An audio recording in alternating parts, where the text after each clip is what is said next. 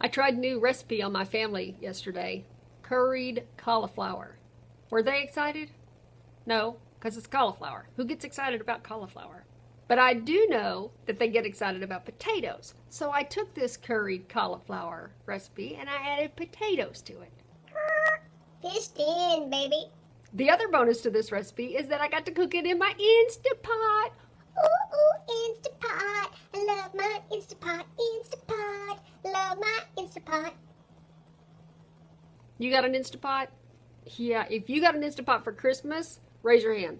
Post in the comments below if you got an Instapot for Christmas. If you did not get one, then you need to use my Amazon link in the video description and go over and just get yourself an Instapot. All right, let's get on with this recipe.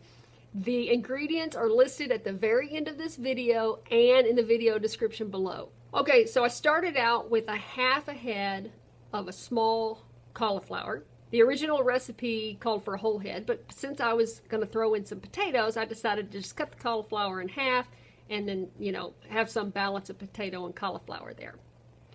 The original recipe also said to chop the cauliflower, but since the recipe was recommending we cook at medium heat for 3 hours, I felt it was important to cut big florets so that they wouldn't get overcooked. But guess what happened? They still got overcooked. Medium heat for 3 hours is way too long for cauliflower. The next time I make this, I'm cutting the cooking time in half. That should help a whole lot. And then here's me chopping the potatoes. I was also thinking of pressure cooking this recipe. And I'm thinking if I pressure cook it, I'm only going to pressure cook it for like 4 minutes and then do the quick release and see how that turns out. I bet that'll be way better and certainly a lot faster. Another thing that happened in this recipe that I did not do because I was being stubborn, it had recommended that I cook the onion tender first and then put all the ingredients in. But I didn't want to do that because I've learned that that's really unnecessary. That's an unnecessary step. In pressure cooking and slow cooking, I'm telling you right now, you do not need to pre-cook that onion. You just go ahead and throw it in the pot and move on, because guess what? That onion's going to get cooked.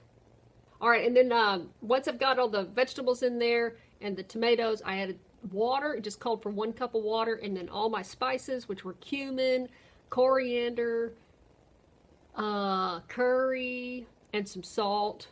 And then here I'm finally putting in the onion. Here's the reason why I wanted to put the onion in at the end. Because onions stink and they make me cry. And I don't like it.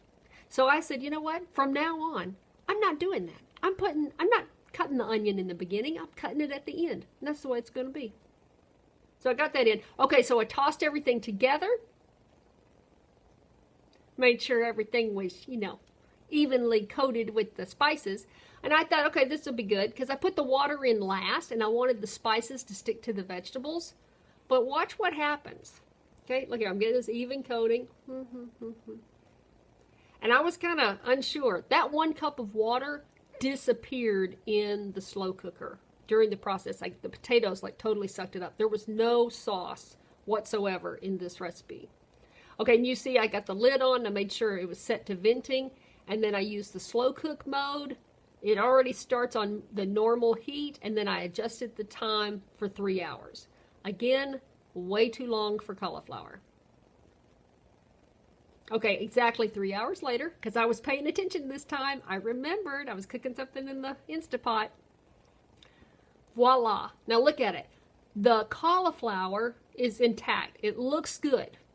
But when I started stirring it, the cauliflower started to break down, and it started to get mushy. So again, way too long. And be careful. That pot right there is hot when you get the lid off. My goodness. I made the mistake of touching that thing while I was trying to stir it, and that hurt. But see, I should have stopped. I was trying to see where the spices were. The spices completely sank to the bottom of the pot. That was interesting. But it did not burn. Nothing burned. And I had made some basmati rice right beforehand. I did that in the saucepan and had that, staying warm in a saucepan on the stove. And then I just dropped the stuff on top. It's really hard to make this stuff look sexy. Okay, I haven't figured out how to do that. There's two things that I'm going to do next time I make this. I'm going to increase the curry because I didn't feel like it had enough curry. It called for like 1.5 teaspoons, not enough.